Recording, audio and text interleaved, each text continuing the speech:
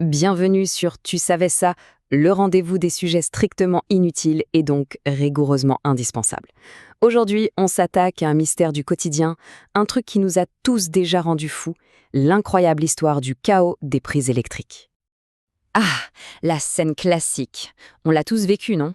On arrive enfin à destination, après des heures de voyage, la batterie du téléphone à 1%, on sort le chargeur et là, c'est le drame. La prise murale nous regarde avec ses trous bizarres et notre chargeur ne rentrera jamais. C'est la frustration universelle. C'est quand même fou.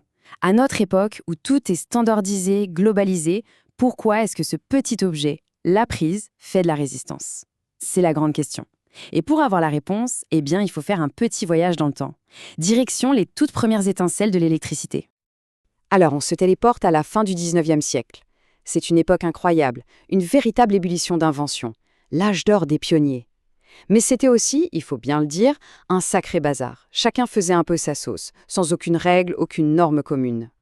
Il faut se mettre à leur place. Les grands noms comme Edison, Tesla ou Siemens ne pensaient pas du tout réseau mondial. Non, chacun créait son propre système dans son coin, avec ses propres règles. Résultat, une tension en 110 volts par-ci, du 220 par-là, du 50 Hz d'un côté, du 60 de l'autre. Et bien sûr, chacun inventait sa propre forme de prise pour aller avec. Le désordre était déjà là dès le début. Bon, petit à petit, ce grand désordre a quand même commencé à se structurer. Et de ce foisonnement d'idées, deux grands camps se sont formés. Deux philosophies complètement différentes qui vont, en quelque sorte, diviser la planète en deux zones électriques. Alors voilà les deux camps. D'un côté, le modèle américain, 110 volts avec comme argument principal que c'est plus sûr pour les gens. De l'autre côté, le modèle européen, 220 volts, bien plus efficace pour transporter le courant sur de longues distances. Une fois que ces choix ont été faits et que des fortunes ont été investies dans les infrastructures, c'était fini, impossible de revenir en arrière. Et là, l'histoire prend un autre tournant. Ce qui n'était qu'une différence technique va devenir un vrai enjeu de pouvoir. Au XXe siècle, cette histoire de prise va s'inviter dans les géopolitiques. Les grands empires de l'époque vont tout simplement exporter leurs standards électriques avec eux. C'est fascinant en fait. L'Empire britannique a installé ses prises à 3 broches rectangulaires dans toutes ses colonies. La France a fait pareil avec sa prise à 2 broches rondes dans ses zones d'influence. Et les États-Unis aussi. La carte mondiale des prises, c'est en fait une vieille carte des empires coloniaux.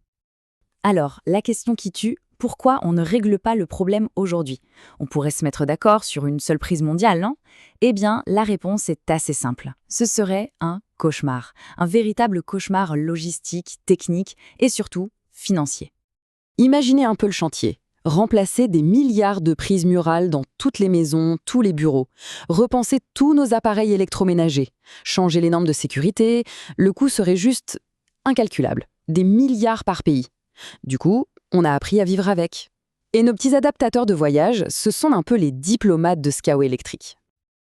Allez, maintenant qu'on a vu le pourquoi du comment, passons à la meilleure partie. La partie rigoureusement indispensable, quelques anecdotes croustillantes sur ce joyeux bazar. Le chiffre à retenir, 15. Oui, il existe officiellement 15 types de prises électriques différents à travers le monde. 15, ça fait 15 chances de se tromper en voyage.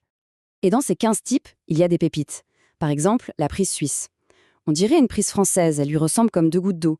Mais non, les broches sont décalées de quelques millimètres, juste assez pour que ce soit incompatible. C'est presque de l'art. Ou le Japon, qui utilise des fiches qui ressemblent aux américaines, mais avec une tension bien à eux de 100 volts. Et le Royaume-Uni, le seul endroit où chaque prise a son propre petit interrupteur. On a bien tenté une prise unique européenne dans les années 90, mais le projet a été abandonné. Personne ne voulait payer. Finalement, c'est ça qui est intéressant. Ce qui a commencé comme un simple chaos d'inventeurs est devenu aujourd'hui bien plus que ça. C'est presque un symbole d'indépendance. Chaque pays tient à sa prise comme un petit bout de son identité nationale. C'est une fierté technique, cachée là, sur nos murs. Voilà, quand on pestera de nouveau contre un adaptateur, on pourra se souvenir que derrière cet objet anodin se cache toute une histoire. Une histoire de génie, de concurrence, de politique et d'empire. C'était un sujet parfaitement inutile et donc absolument indispensable. À bientôt pour un nouveau sujet.